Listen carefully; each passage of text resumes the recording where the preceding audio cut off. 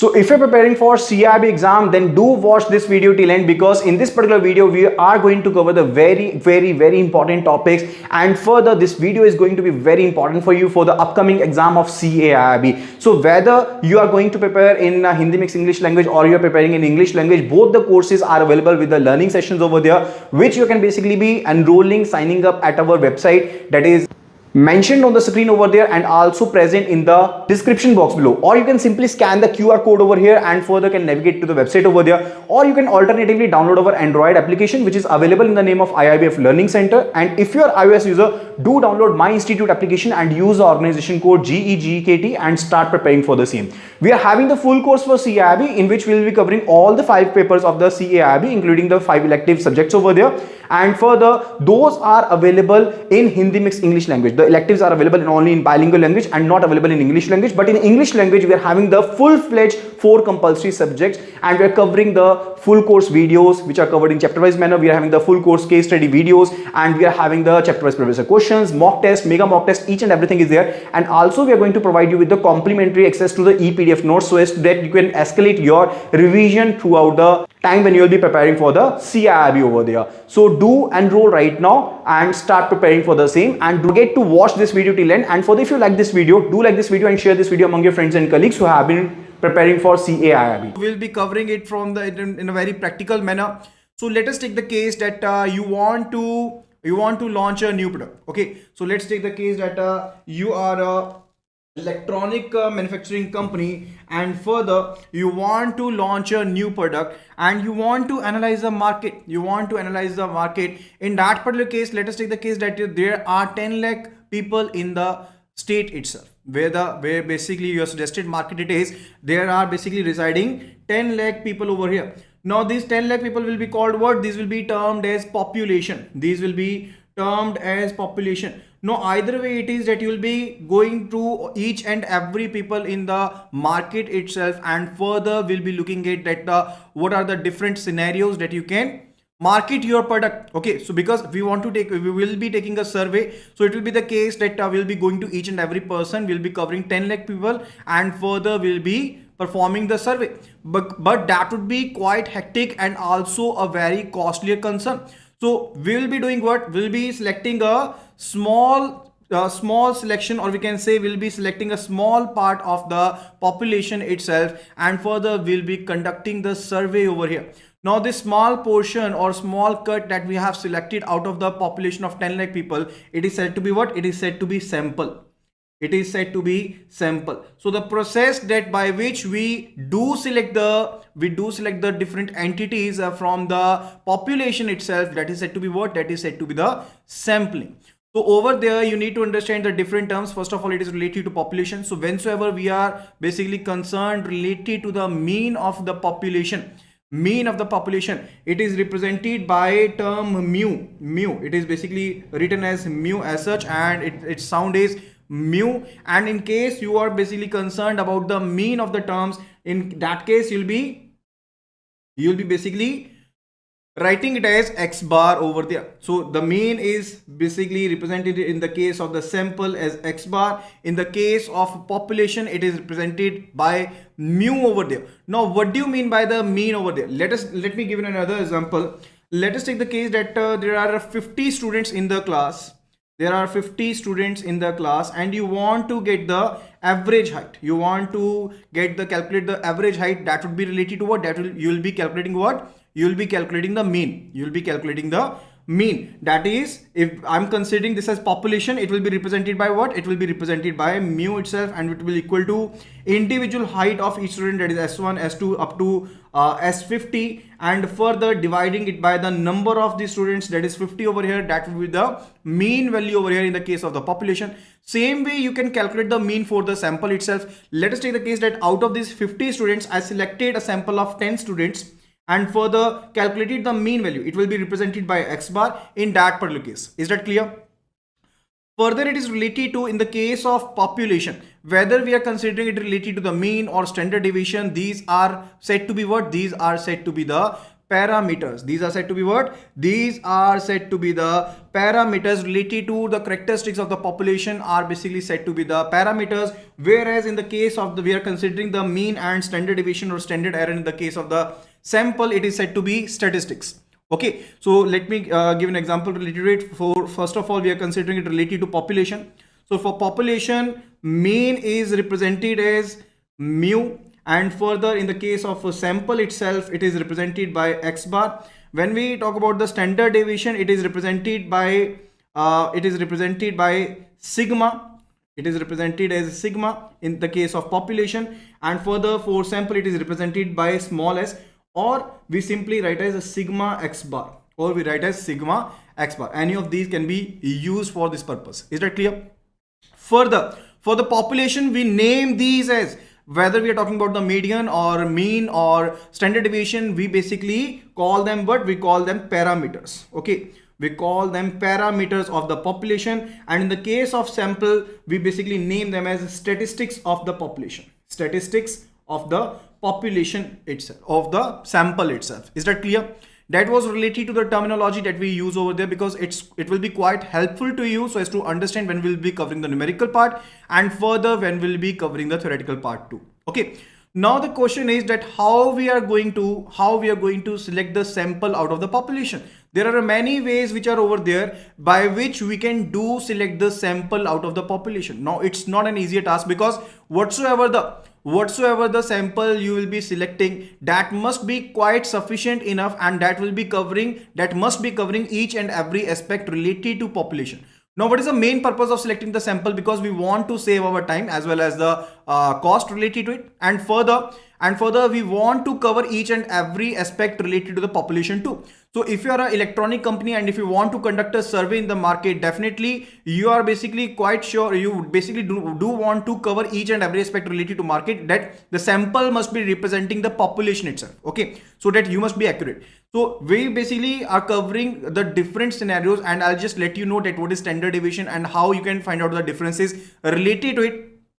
But before that, we'll be covering that what are the different types of the sampling, and further the sampling is divided, that the way of sampling is covered in two different categories. One it is a judgment sampling. We are basically now covering the type of sampling, and further what it is a judgment sampling, and it is basically what? It is a non-random sampling. It is a judgment sampling, or also said to be the non-random sampling, where the person who is basically selecting the sample will be having a judgment related to the population itself, and based upon his perceptions, based upon his judgment, he will be selecting the entities out of the population itself. That is basically what? That is a judgment sampling or non-random sampling. And the second one, it is a random sampling. Random sampling, where we'll be selecting the entities on a random basis.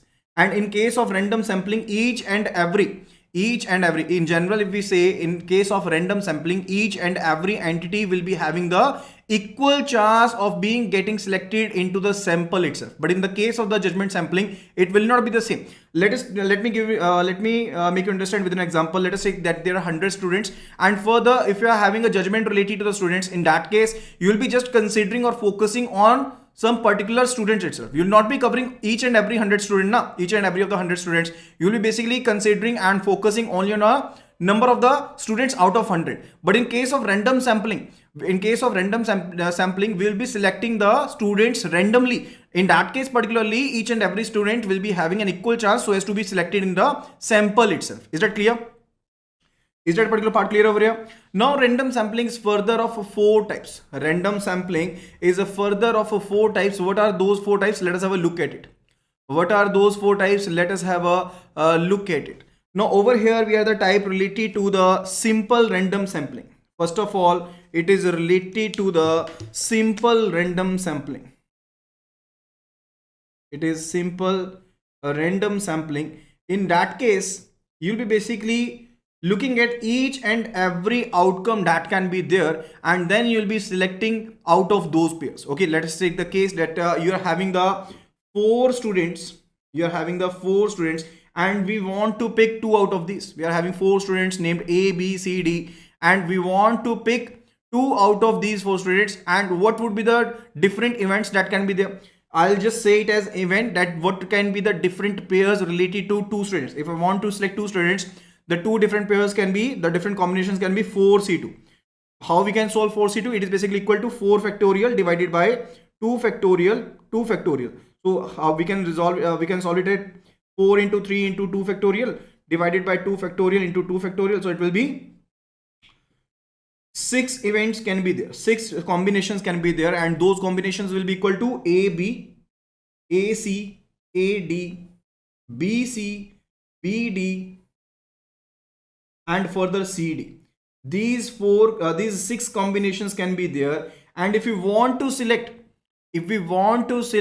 one combination out of it, what would be the probability related to it?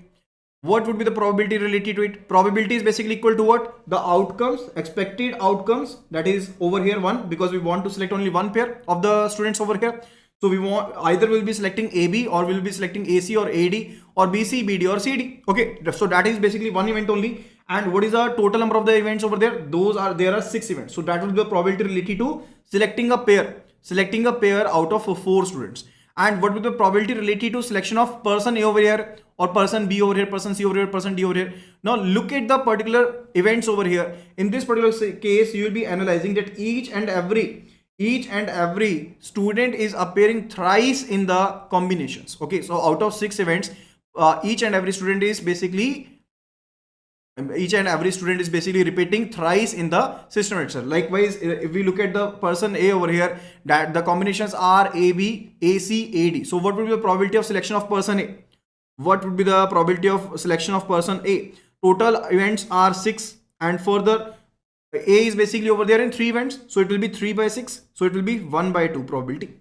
So it will be 1 by 2 probability. So here we can just want to tell you that each and every person is having the equality related to be selected in the sample itself. That is said to be what? That is said to be the simple random sampling, where without any judgment, without any prior notice or related to the student itself or related to the sample itself, entities itself, we will be selecting our candidates, our sample, without any biasness. Is that clear? That is a simple random sampling.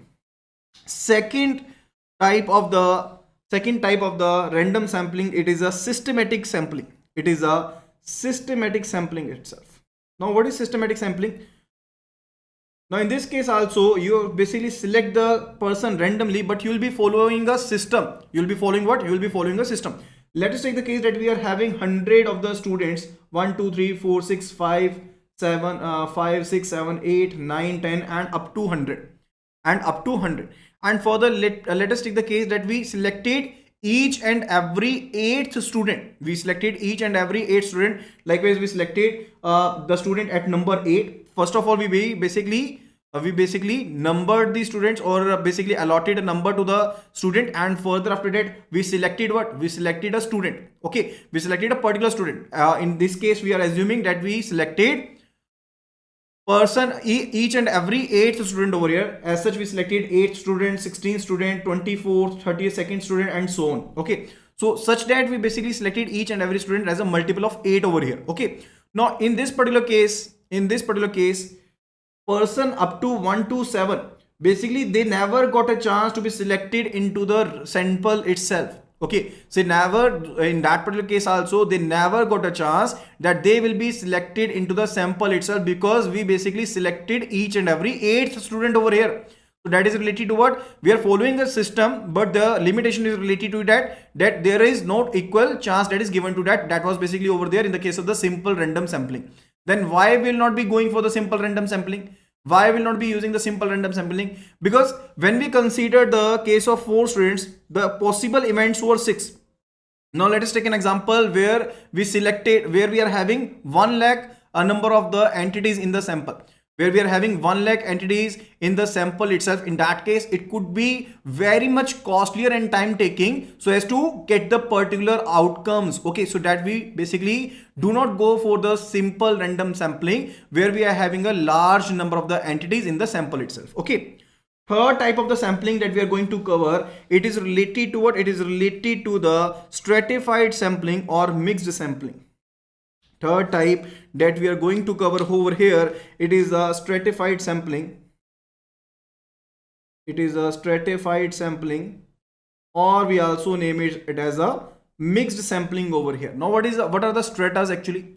Now let me give an example that if you're a gene manufacturing company and if you want to get an idea that what would be your estimated sales this year, and you also know that your gene products are very much famous under the age groups of 16 to 35. Okay, now you basically divided each of the whole of the population into the different categories. Let us take the case that you basically categorize those as 1 to 15 years, then 16 to 30 years, 30 to 35 years, and 35 plus years. Okay, so that is the basically different categories you formed, and further you formed the different stratas. You basically formed the different stratas. You basically put up the each and every different age groups into the different groups over there. You basically made a different groups related to that is related to what? Those are termed as stratas. Those are termed as stratas. Now if you look at these stratas particularly individually, you can basically locate as these individual entities over here in particular group. Those would be related to each other. Those will be having common characteristics. Okay, because we are considering related to different age groups over here. So their habits, their eating habits, their wearing habits, their fashion habits, all must be very much very much relatable to each other. Those must be very much relatable to each other. So we can say there are homogeneous. The internal the groups are basically itself, the internal or the entities into the group, into the strata itself, they will be homogeneous in nature. If we are having 100 students or 4,000 people over here in age 1 to 15, and further 40,000 over here in 35 plus, in that case we can consider that the entities present in particular strata, the characteristics would be homogeneous. The characteristics would be homogeneous. Okay, so now the population is divided into what? It is divided into different parts and further having different characteristics. Now each and every strata will be heterogeneous with each other. These will be heterogeneous to each other, because if we basically compare these two different stratas, those would be different from each other. But if we compare the different entities in one strata itself, those will be sharing common characteristics. Is that clear to you? Okay, so first of all, you do what? You basically form the different stratas, different groupings, and further you divided the people into different groups over there, and then you basically selected the different candidates out of the stratas itself. That type of sampling is said to be what? It is said to be stratified sampling. It is said to be the stratified sampling. Why stratified samplings? Because we formed different stratas. We formed the different stratas in this case. And the next type we are going to cover, it is over here, that is related to what? That is related to the cluster sampling. The fourth type that we are going to cover over here is cluster sampling. Now cluster sampling is totally opposite to that of the stratified sampling. Why it is opposite? Let us have a look at it. So let us take the case that the company took the map of the city and further divided into the different groupings. Now this is a G1, this is G2, or we can say cluster C1, C2, C3, C4 and so on. Okay, now if we look at the particular cluster over here, now there will be different people residing over here in one cluster. Okay, we can basically take an example that if the city is divided into the different colonies or different mohallas over there, in that particular case, different category of the people with the different attributes and different characteristics will be residing over there. So we can say there is heterogeneity in the cluster itself. If we look at some particular cluster, there will be heterogeneity, that the characteristics are not similar, because each and every type of persons, each and every type of people is residing over there in singular in an individual cluster over there. But if we look at if we basically compare two different clusters, let us take the case if we are comparing cluster 1 with cluster 2, in that case there will not be that much deviation. The deviation will not be that much. Deviation means what? Deviation means differences between the characteristics or differences between the means would not be that much. That is related to what? But in the case of the stratified sampling, we basically considered that inside of particular strata, there was homogeneous, those were homogeneous, okay. But in case of clusters, the inside of the cluster we are having those are heterogeneous, okay. So clusters basically are having the heterogeneity, but when we compare the different clusters, those are comparable, okay. So that is related to what? That is related to cluster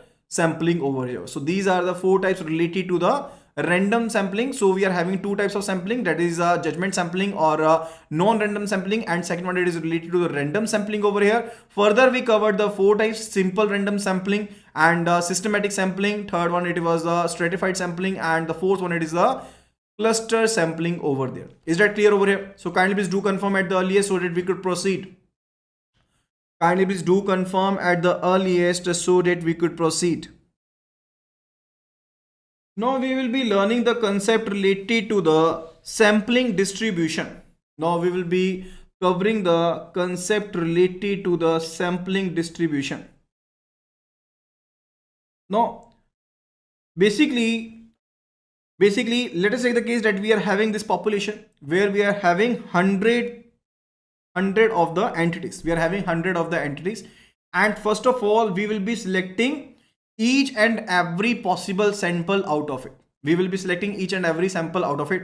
Let us take the case that if we were to select 10 persons or 10 entities in a sample itself, so we will be forming each and every sample which will be having 10 samples in between, and further we'll be basically covering each and every sample out of it. We will be covering each and every sample out of it. Let us take the same case where we are having 4 students A, B, C, D, and further we formed the 6 pairs, that those were AB, AC, AD, BC, BD, and CD. These were the 6 pairs, and further these were the total outcomes.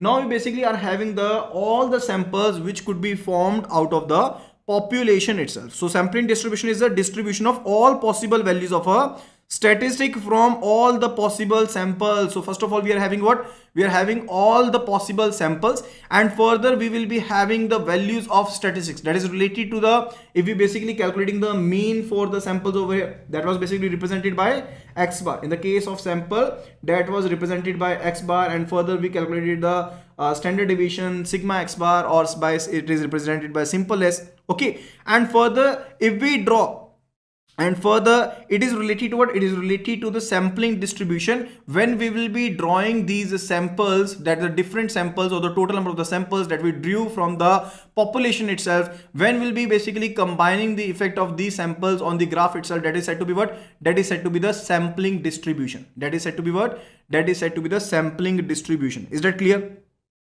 Okay, so any probability distribution can be partially described by its mean and standard deviation. Okay, so it can be basically partially described by its mean or standard deviation itself. So first process was, it was related to that we inferred each and every sample from the population itself, and further we are having the statistics related to these samples, and when we draw it on the graph itself, that is said to be what? That is said to be the sampling distribution itself. It is said to be the sampling distribution itself.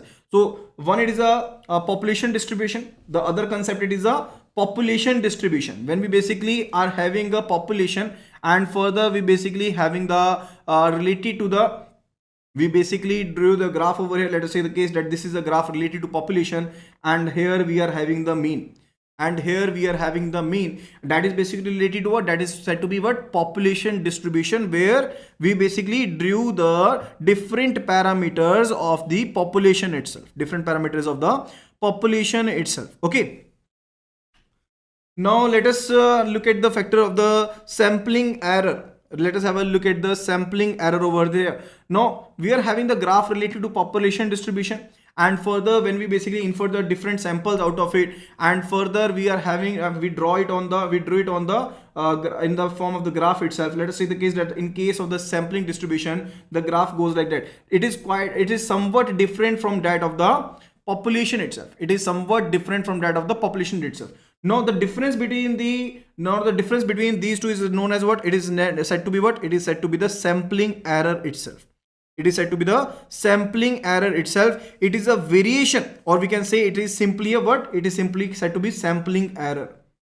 So it is related to the sampling error. So it is a variation or the error among the sample statistics due to chance, because when we selected the different entities from the population itself, it may be the case that the one of the entity got the chance to be selected and the other entity never got the chance to be selected. That was why the error was there. So let me tell you that we are having the different samples over here which we selected, and further there was a difference from the mean itself. That is said to be what? This particular thing is said to be what? This is the error itself, or we can say this is the sampling error itself. Is that clear? Is this particular point related to the sampling error over here clear or not? So kindly please confirm so that I could proceed, or I should be repeating it again. Kindly please do let me know at the earliest. So I'll be repeating it again. I will be definitely be repeating it again. So let me tell you again. So let me give the same example related to the fact that if we are having the 4 students, let us name them A, B, C, D, and further we made the different pairs. Out of these we were having the 6 pairs. Now we were to select 2 pairs. We were to select only and only 2 pairs or 1 pair. We were to select only 1 pair out of the population. There were 6 pair combinations and we were to select only 1 pair. Now if we selected the pair CD, let us take the case we selected the pair CD. In that particular case, the other pairs never got a chance that they will be got selected.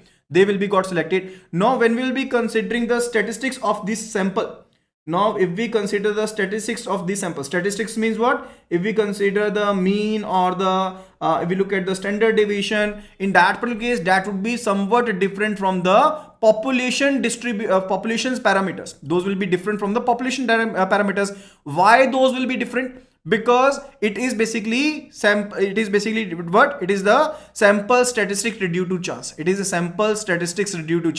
Because the each and every sample is not covering each and every event over there. It is basically a chance that we selected a few entities out of the population. That is why the difference will be there. If we say the population of the mean, if the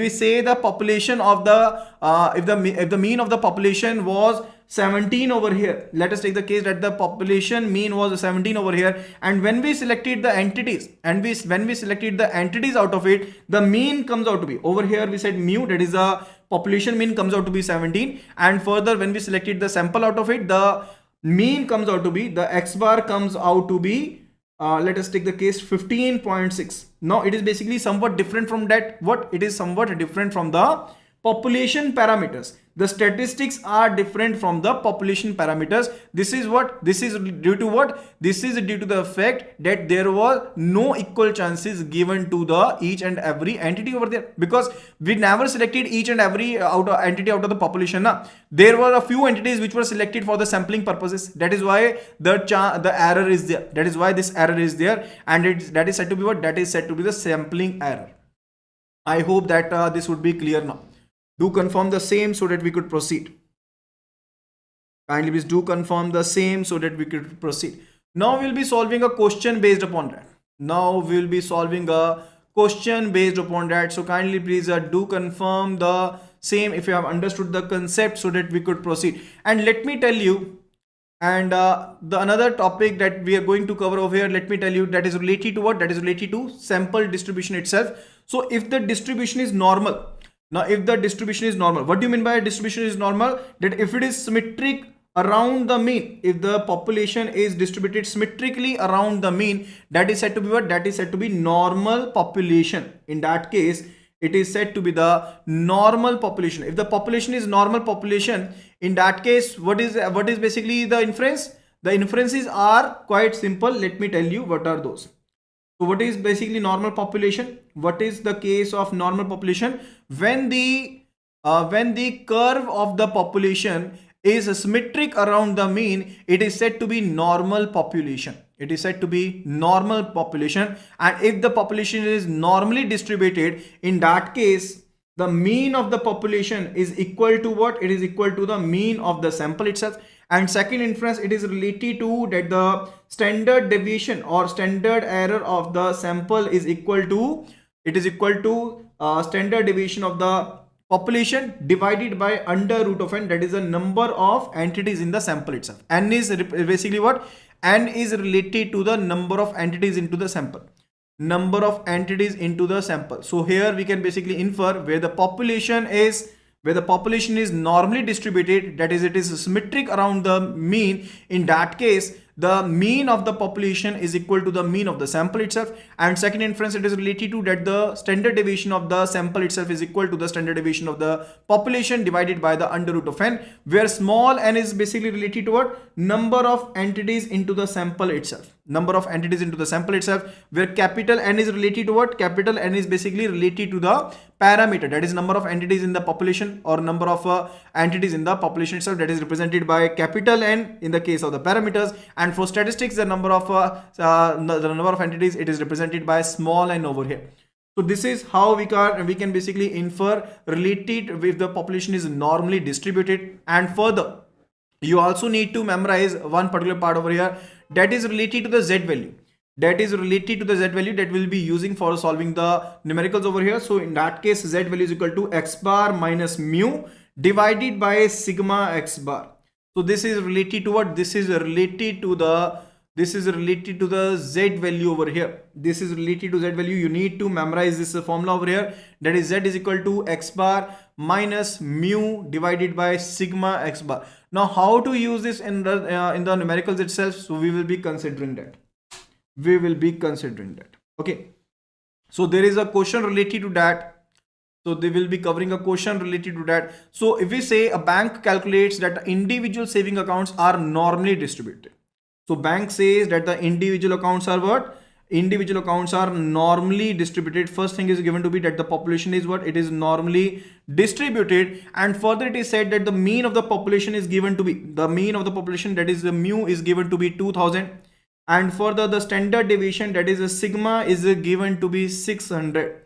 The standard deviation is given to be 600. And if the bank takes a random sample, if banks takes a random sample of 100 accounts over there, what is the probability that the sample mean will lie between 1900 to 2050? So we need to calculate the probability related to what? That the sample mean, that the x bar will be lying between the 1900 to 2050 over here. It will be lying between the 1950 and 1900 to 2050 over here. We need to calculate the probability related to the same. So how we can solve this particular question? Let me tell you that how we can solve this particular question over here. So first of all, we need to calculate the z values over here for x bar is equal to 1900 and x bar is equal to 2050 over here. Okay, now over here, first of all, we need to calculate the sigma x bar. And if it is said over here that the population is normally distributed, what does it indicate? It indicates that the x bar is equal to mu. And further the second case, it is equal to what? It is a case that the sigma x bar is equal to the sigma divided by what? Under root of n. And we can calculate the sigma x bar over here. That sigma is given to be 600, and for the under root of n is equal to 100. So 100 under root, that is equal to 600 divided by 10, and further it is equal to 60 over here. So sigma x bar comes out to be what? Sigma x bar comes out to be 60 in this particular case. Is that clear? How did we calculate it? Because it is given that it is normally distributed. So we basically inferred that sigma x bar is equal to sigma divided by under root n. And over here, that is the sample size is given to be 100 over here. And sigma is already given, that is the standard deviation of the population is given to be 600. So it will be equal to sigma x bar, that is equal to sigma divided by under root n. So it will be 600 divided by under root of 100. So we basically just solved it and it comes out to be 60 in this particular case. Is that clear? So sigma x bar is equal to 60. I'm just writing it over here because it was not somewhat clear over here. Okay, is that clear? Now we'll be looking at the z value. What is the formula related to z value? Kindly please do confirm at the same. What is the formula related to the z value over here? So the z value formula is related to what? It is x bar minus mu and further divided by sigma x bar, because we are basically considering the value. We want to calculate the z value related to that what with the probability that x bar value will be between 1900 and 2050 over here. So we can simply solve it by using the formula z is equal to what? It is equal to x bar minus mu and divided by by the sigma x bar. This is a formula related to z over here, and that is how we can solve the z value for the 1900 x bar and 2050 x bar. Okay, so we will be simply putting the value over here. So it is a z value that we are going to calculate, that is if the value is in between 1900 and 2050. So for that, not actually, it is when it is said to be in between, it will not be inclusive of the values over here. So it is z basically residing between 1900 and 2050 over here, and we will be solving that particular thing. We will be solving this particular thing. So it will be x bar. So it is x bar is 1900 for the first case minus the mu. Mu is basically 2000 over here. So it will be 2000, and sigma x bar we calculated, it is 60. And also for the second case, x bar is equal to 2050 minus 2000 and further divided by 60 over here. Further divided by 60 over here. Okay, now we'll be solving this. So it comes out to be 100 divided by 60, or we can say minus 100 divided by 60, and further the z value over here lies between 50 divided by 60. 50 divided by 60. So it is 100 divided by 60. It comes out to be what? So if we consider 100 divided by 60, it comes out to be 1.67. So it is 1 minus 1.67, and z value is lying between 50 divided by 60. So 50 divided by 60, that is equal to what? That is equal to 0.833. That comes out to be what? That comes out to be sorry, it is 100 divided by 60 in this particular case, and further it is 0.833. So it is minus 1.67, and further it is lying between z to 0.833. So in the question paper itself, the value of the z table will be provided to you. So I am writing it as it is from the z table itself. So over here, the value we need to calculate related to 1.67. We need to get the value from the z table, which will be given to you. So the value of the z table will be given to you in the question itself. So it is 0.4525. So it is 0.4525 itself for the z value. Will not be considering the minus sign. When will you be basically writing the z table value, you will not be considering the minus sign over here. So it is 0.4525 for the 1.67, and for 0.833 it is 0.2967. It is 0.2967 for the 0.833. For the 0.833 it is 0.2967. So further we will be just adding them up, because if we look at this graphically, if I just represent it graphically, so it will be somewhat like, that you are having the value like this one, and this was the probability distribution, and further over here we look at the mean, it is 2000 in this particular case. It is 2000 in this particular case, and further we need to calculate the values, where the value is lying between 1900 over here, 1900 over here, and further 2050 over here, and further 2050 over here. So we want to get all the values which are in between. We want to get the probability of all the values in between. So this is a region that we need to calculate. This is the region that we need to calculate. So we can write z value over here, that is lying between basically minus 1.67 to 0.833, and further this is the region that we need to calculate. So we will be doing what? We'll be covering the value above it and further the value below it. So we'll be basically adding them up, because we want to get the values in between over here. So we will be adding them up over here. So it will be related to what? It will be the 0.4525 plus 0.2967. We will be adding them up. That will basically forming the probability. That is a 0.2967. That is a 0.2967 plus 0.4525, and the total value comes out to be 0.7492. So that is a probability. So that would be the answer related to it. So 0.7492 would be the answer related to it. Okay. So let me explain to you again that how we did just solve this question. So it was given in the question that it is normally distributed. The population was normally distributed, and further we were provided with the different parameters over there related to the mu of the population, and standard deviation were given, and sampling number were given to be 100 over here. From here we calculated the value of the sigma x bar. Further we wanted to calculate the probability of the x bar, that the sample mean, it will be lying between 1900 to 2050 over here.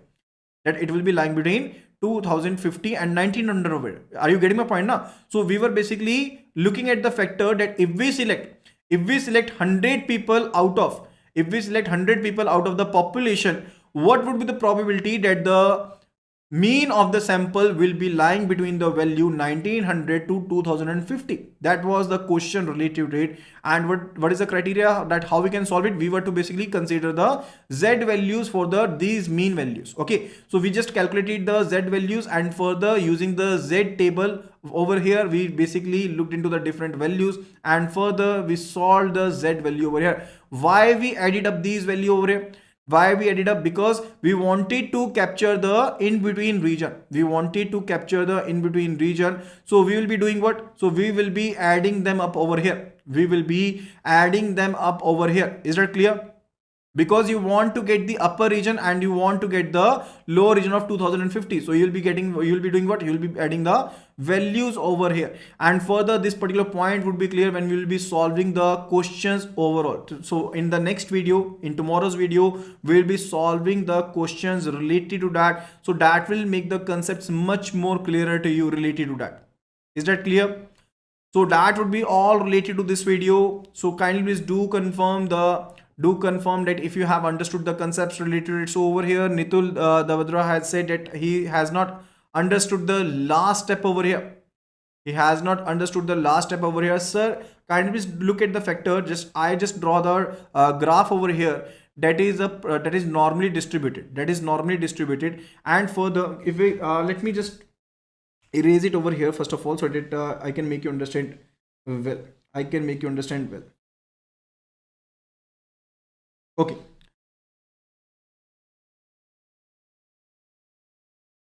Z table value will be given, so do not worry about it. It will be provided to you, so do not worry about it. So over here, we were having the graph which is normally distributed, and further it was normally distributed, and the mean value was given to be 2000. If I'm not wrong, it was given to be 2000. Okay. Now we were to calculate the value of the calculate the probability that what would be the probability that the sample mean value will be lying between the 2050 and further the 1900 and further the 1900. Now if we look at the table over here, the value related to this particular point, that comes out to be what? That was actually if we look at the Z table, actually what was the value related to this particular point? What was the value related to this particular point? Let me check the Z table again. So it was for the 1.67, that was for the 1900 value 1.67. It was, the value was given to be, and thus for the 2050 it was 0.833. If I'm not wrong, kindly please correct me if I'm not wrong. So for 1.67 we just brought the Z value to be 0.4525, and for the 0.833 we brought the value to be 0.2967. 0.2967, and further we want to capture the region in between. That is why we'll be adding them up. When we'll be solving the next questions related to that, now you'll get to know that what would be the criteria when we'll basically comparing this particular question with the next question. You'll be getting to know about it. Okay, so do not worry about this concept.